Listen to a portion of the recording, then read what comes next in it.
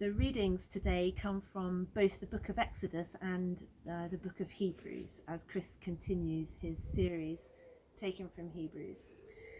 We start in Exodus as the Israelites gather in front of Mount Sinai. They are about to witness the most terrifying manifestation of God as he speaks to Moses.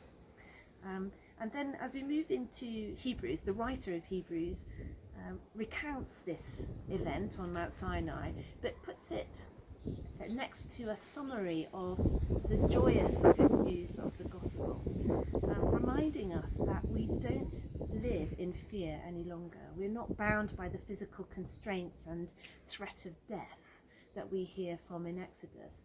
Rather, we are living in freedom, in the certain knowledge of the New Jerusalem and the hope that that brings, and the love of our Heavenly Father.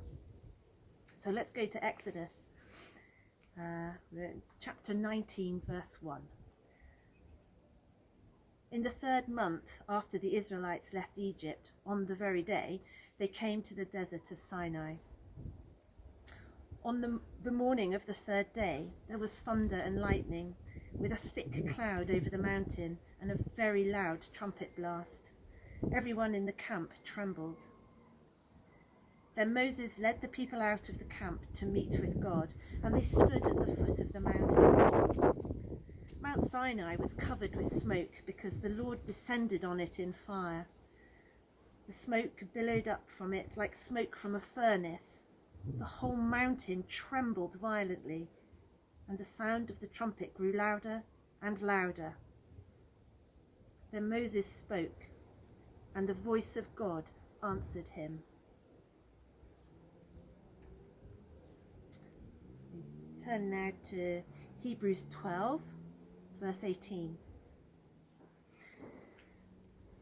You have not come to a mountain that can be touched and that is burning with fire, to darkness, gloom and storm, to a trumpet blast, or to such a voice speaking words that those who heard it begged that no further word be spoken to them, because they could not bear what was commanded. If even an animal touches the mountain, it must be stoned. The sight was so terrifying that Moses said, I am trembling with fear. But you have come to Mount Zion, to the heavenly Jerusalem, the city of the living God. You have come to thousands upon thousands of angels in joyful assembly, to the church of the firstborn, whose names are written in heaven.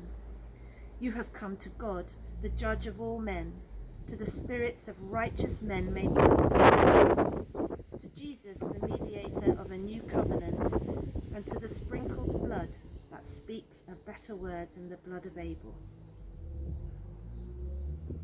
What a contrast between the law and the gospel.